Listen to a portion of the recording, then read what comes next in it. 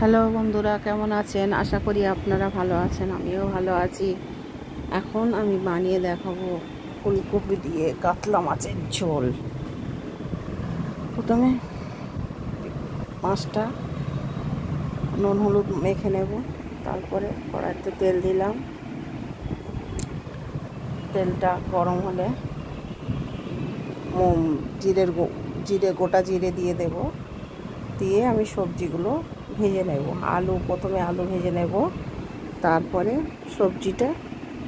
আলুটা ভালো করে লাল লাল করে ভেজে নিয়ে তারপরে তুলে নেব। তুলে নিয়ে তারপরে ফুলকপিটা দিয়ে দেব। ফুলকপিটা একটু হালকা লাল লাল করে ভেজে নেব। নিয়ে ফুলকপির একটা হালকা গন্ধ আছে, ওইটা ভেজে নিলে সুন্দর একটা স্মেল হবে।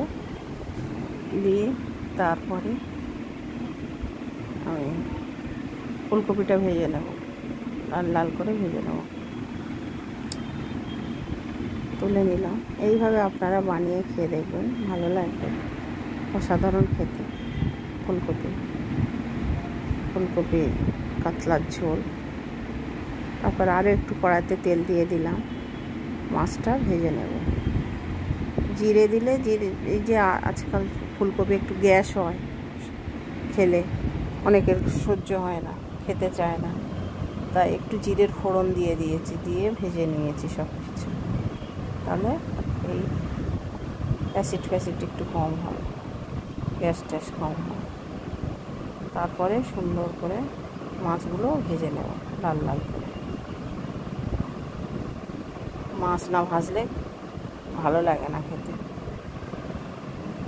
সুন্দর করে ভেজে নিলাম, তুলে নিয়ে তারপরে সেই তেলে আমি পেঁয়াজ দিয়ে দেব। পেঁয়াজটা ভালো করে লাল লাল করে ভেজে নেব, বেশি লাল করব না, হালকা লাল করে ভেজে নেব। নিয়ে তারপরে আদা রসুন জিরে মরিচ কাঁচা লঙ্কা পেস্ট দিয়ে দিলাম। আমার আগে থাকতে ফ্রিজে পেস্ট বানানো ছিল, তাই দেখালাম না। তারপরে একটা টমেটো আর দুটো লঙ্কা কেটে দিয়ে দিলাম। হলুদ দিয়ে দিলাম, একটু কাশ্মীরি চিলি দিয়ে দিলাম কালার হওয়ার জন্য। এটা অপশনাল, আপনারা দিতে পারেন, নাও দিতে পারেন। তারপরে ফুলকপি আলুটা দিয়ে ভালো করে ভেজে নেব, কষে নেব আর কি। কষে নিয়ে হালকা একটু লবণ দিয়ে দেবো। লবণটা দিয়ে তারপরে হালকা লবণ দিয়ে দেব।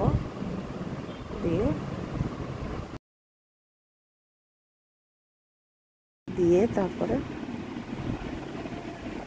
জল দিয়ে দেব, অল্প করে একটু জল দিয়ে দেব। মশলাটা একটু কষে নেওয়ার জন্য অল্প একটু জল দিয়ে দেব। দিয়ে ভালো করে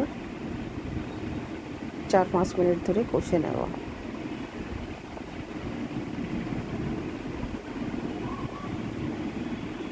কষে নিয়ে জলটা শুকিয়ে গেলে তারপরে আমি আবার জল দিয়ে দেব। জল পরিমাণ মতন আপনারা আপনাদের মতো জল দেবেন, যে যেমন খেতে চান সেই রকম জল দেবেন।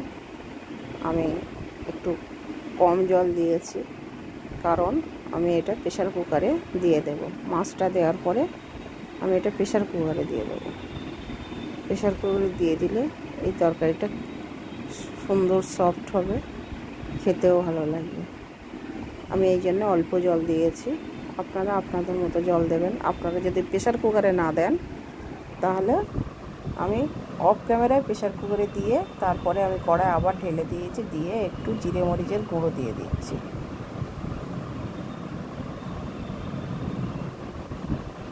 দিয়ে একটু ফুটিয়ে আমার হয়ে গেল। মোটামুটি আমার কমপ্লিট ফুলকপি মাছের আলু ঝোল কমপ্লিট। দেখতেও দারুণ হয়েছে, খেতেও অসাধারণ। টাটা, ভালো থাকবেন, সুস্থ থাকবেন।